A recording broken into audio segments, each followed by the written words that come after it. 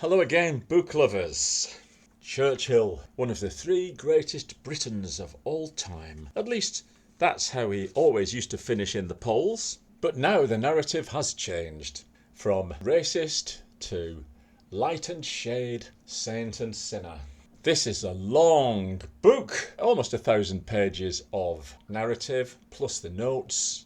And such is the breadth and range of this man's life that you still feel you haven't looked into all the corners. I'll give some examples as we go along. First, generally, I'd like to talk about presentism, which I find infuriating for two reasons. One, presentism is already the name of a philosophy in the philosophy of time. And two, presentism, as it is currently understood in history, means putting the values of the present onto the past.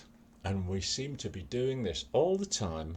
It is a mistake, in my opinion. And we might think that 50, 60 years, maybe 100, is not that long. Values haven't changed that much, but they have. How can we put ourselves into the moral mind of a Sumerian schoolchild or a Hanoverian diplomat? So, that said, trying not to be presentist, yet trying to be fair, let's go over Winston Churchill's life according to this biography. It's by Martin Gilbert, who, according to A.J.P. Taylor on the back cover reviews, is a stupendous book, full stop. He has told the truth. That's a bold claim. I'm kind of willing to believe that, as Mr. Gilbert moved in the right circles and has done his due diligence while researching this book. One of the first things I learned was that Churchill was much more involved politically in the First World War than in the Second, which is where his worldwide fame comes from.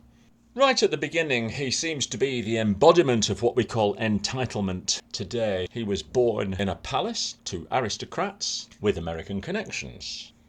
And he thinks the empire's a good thing.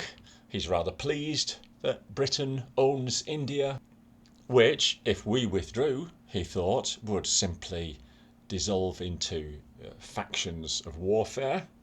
And yet at the same time, when in South Africa, he's appalled by the Boers' treatment of the indentured Chinese there, which doesn't sound that racist to me. He also describes the Sri Lankans as amiable, civilised and cultivated, which is fine. 2 pages later, on page 187, we find him on the back of a train taking pot shots at the local wildlife. And there's a perfect example, isn't there, of presentism. What? He shot animals? Nobody thought twice about it in those days. Did you know it was Winston Churchill who instituted the tea break? I didn't. But there are some things about Churchill that I did, in inverted commas, know, which don't seem to appear in this biography. No mention of the depression that he suffered, which he called his black dog. No mention of his excess alcohol drinking, apart from some sideways mentions, as we'll see. Nor do we get many of his witty retorts, which are often repeated on the internet. So, leaving those areas aside, what else do we find? It seemed to me that Churchill, in the beginning, succeeded by being good at speeches. And, to be honest, that was part of his war effort, wasn't it? He did them very well. But it's a strange world, this sort of pre-First World War politics of England. In fact, it reads like a Private Eye parody, with names like Tutor Eid cropping up. I also find it a little, I don't know, there's something wrong with people just deciding amongst themselves who's going to be head of the Admiralty this year and who's going to be head of the Treasury, and I think old Chucky there would do a good job, etc. Not much different now, I suppose. In this atmosphere, Churchill got the reputation of being too lenient when punishing people. He treated his subordinates well, by all accounts, but was criticised for it. He bought a cottage in Sussex, 100 acres of farmland. The Gallipoli affair weighed on his mind for the rest of his life and was often brought up to be used against him. When the First World War began, he bought all of Chile's nitrates. He led a charmed life. The number of times he nearly gets killed is quite incredible, and he seems to be quite oblivious to it. His opinion on mustard gas was that, well, why not? And that's a strange one, isn't it? Mustard gas is considered to be a horrific weapon of war. Stephen Pinker makes this point. But shooting a piece of hot lead straight into your heart is okay. Churchill wanted to nationalise the railways, despite being on the Conservative side of things. Oh, by the way, he hops around politically, but I'm going to gloss over that. He was against monopolies, very much in favour of the League of Nations, etc., etc. There are a lot of pages. Let's have a look chronologically at some more things. Again, at the start of the First World War, I had no idea there were British troops in Russia, including 1,000 all the way over in Siberia. These were later used to try to reinforce the anti-Bolshevik push. And with the war kicking off and all the preparations being made, parenthesis here, I can't believe how long ahead these wars are planned and provided for. We have an instance, as I record this, in Ukraine that many people thought might last 6 weeks, 3 months. It's now well over a year, and they're already talking about supplying weapons for 15 months into the future. Russia plays a large part in this narrative, as does Ireland. Problems in Ireland. That's history, isn't it? One damn thing after another. And so many what ifs came into my head. What if Ireland had been united? What if Israel had never been formed? What if they had been able to stop Bolshevism? My heavens, Mr. Churchill didn't like communism. While doing some lateral reading on this, I came across a Russian website which claimed that it wasn't communism that Churchill didn't like. That's not true. He didn't like it at all, and it was the reason for his opposition. According to this book, I should say. Meanwhile, the arch-enemy is building up its armaments once the war's finished, and Churchill's going, I don't like this. Yeah, we should give them industry and we shouldn't whip them when they're down. But have you seen how many planes they're building? He made speeches with Labour candidates and trade unions against Nazism. No surprise, is it? For once we were all united. During the Second World War, Churchill founded the Home Guard. And here, I think, is one of the faults of the book. The Home Guard is mentioned twice, and all British people of a certain vintage know exactly what the Home Guard was because we had a comedy series called Dad's Army on the television, which was very, very popular. Why is this not mentioned in the book? I think it's a little bit dry and wouldn't like to take from popular culture to illustrate a point. But it's quite typical of the book. It could be a little bit more light-hearted. It consciously chooses not to be. Unless, of course, Mr. Gilbert never watched Dad's Army. Anyway, back to the story. 1,000 warnings about the Nazi build-up. Ground-to-air guns installed in London.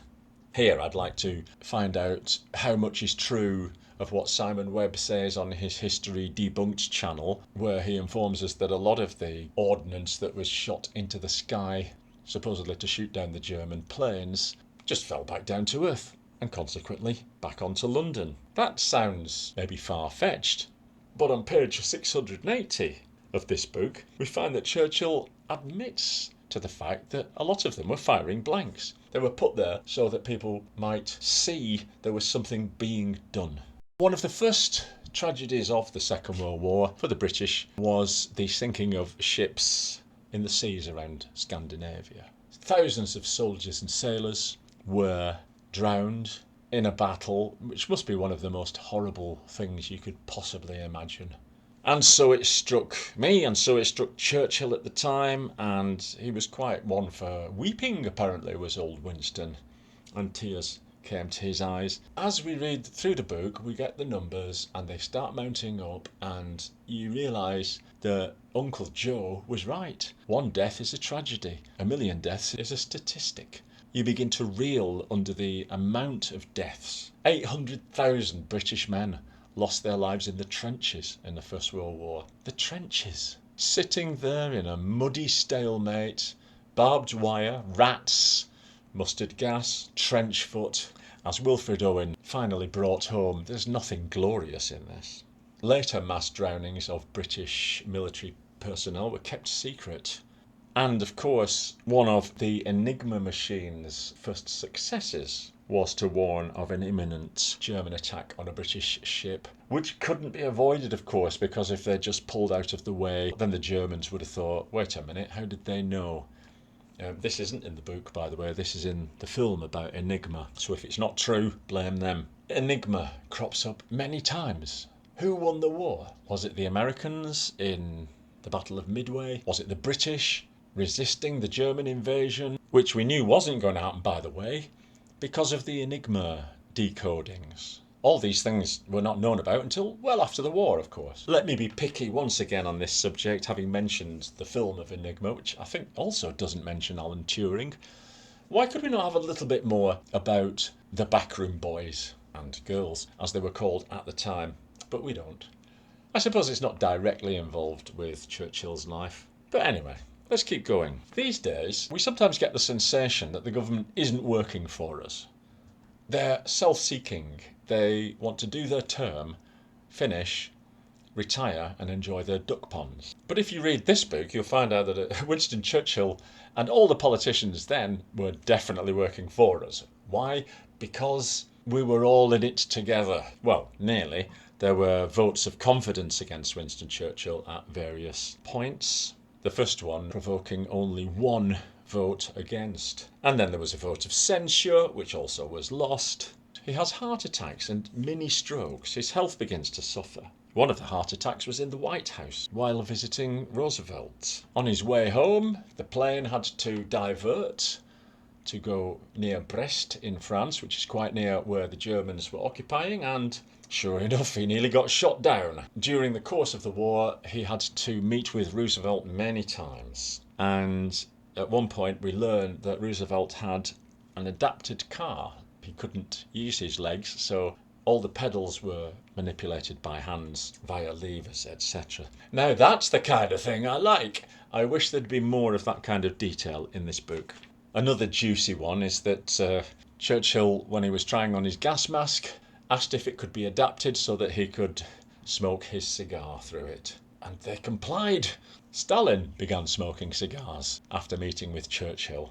I don't know how long for. Still, the war is raging on. Let's apply a bit of presentism. Montgomery apparently was very disagreeable to his staff. Today, of course, he would be thrown out of his job for being a bully. Although that term seems to now be reduced to throwing cherry tomatoes at people and speaking in a loud voice. But you get my point. Churchill, on receiving complaints from his staff, said, "If he is disagreeable to those about him, he is also disagreeable to the enemy." Not a logical argument, of course, but that's what he said. Churchill's enemy at home, he considered, was the psalm-singing uniformed defeatists, and considers morality to be a fashion like skirt lengths. Churchill has another glimpse of human abuses when he sees Romanian slaves of the Russians in the Crimea, and that's what he calls them, slaves, and is quite shocked, of course. Stalin is shocking. He is a duplicitous snake who you cannot trust. Will you treat the Poles well? Will you treat the Czechoslovakians well? Will you treat the Greeks well? Will you treat the Yugoslavians well? Yes, of course, we'll have free and fair elections. Okay. Maybe the chiefs of staff suggested the use of gas. I should be prepared to do anything that might hit the Germans in a murderous place, says Churchill. It is absurd to consider morality on this topic, when everybody used it in the last war without a word of complaint from the moralists or the church. On the other hand, in the last war, the bombing of open cities was regarded as forbidden. Now everybody does it as a matter of course. And here I am telling you all this a couple of days before we celebrate the British attack on the dams of the Ruhr, which we know as the Dam Busters raid, smashing the enemy's infrastructure. That's what you do in a war, isn't it? And yet, we raise our eyebrows when the Russians do it in the Ukraine. Anyway, as we know, we won. Thanks to Churchill, thanks to the Americans, thanks to Stalin, and thanks to Roosevelt, who really did explain the tactics that he thought would bring a victory by means of salt cellars and wine glasses on a table as he dined with Churchill. Then he gets voted out, then he gets voted in, then he gets criticised, then he retires. He spends a lot of time in the south of France. He loved painting, but only painted one picture during the whole of the war. And again, the Sutherland portrait crops up with, to my mind, not enough detail. As we reach the end of the book, with the war finished, we find Churchill hopping around the globe as ever, speaking with important people. When he was with Ibn Saud, for example, the Arabian tried to stop Mr. Churchill drinking and smoking. "This is not done in our country," he said. Let me just repeat, tried to stop Churchill drinking and smoking. Churchill, possibly due to the drinking and smoking, becomes increasingly ill, has a stroke, but recovers rather a la Kirk Douglas. I remember being very impressed with Kirk Douglas's stroke recovery. It takes a lot of effort, a lot of patience. He did it, so did Winston. I haven't mentioned Clemmy really. Clemmy, his wife, is always there. They have their ups and downs, but their children didn't come out of it too well really. They all seem to be disappointing in one way or another. Curiously, it's mentioned that Sarah and Randolph were both alcoholics, yet this term isn't used to describe Winston himself. Well, that was a long review because it's a long book. If you want even more details such as those that I've just listed off, away you go. You get all the names, you get all the dates, you get all the newspaper references. To my mind, it was mission accomplished. And the initial question, light or shade, I'm going to value it at 85% light, 15% shade. We haven't even talked about the Bengal famine. What was the truth behind that? Who was responsible for it? What were the alternatives? It's so easy, isn't it, to say, well, he shouldn't have done this, he should have done this. A great book for the Captain Hindsights of the world. Probably not a great book for a light read. I'm sure there are many more brief and possibly lighter biographies of this man. Well, let's face it, the greatest Briton in history. Well, the second greatest after Shakespeare. No, wait a minute. Queen Elizabeth. They're always the same, aren't they? Queen Elizabeth, Shakespeare, and Churchill. But of course, Churchill's not there anymore because he was a racist.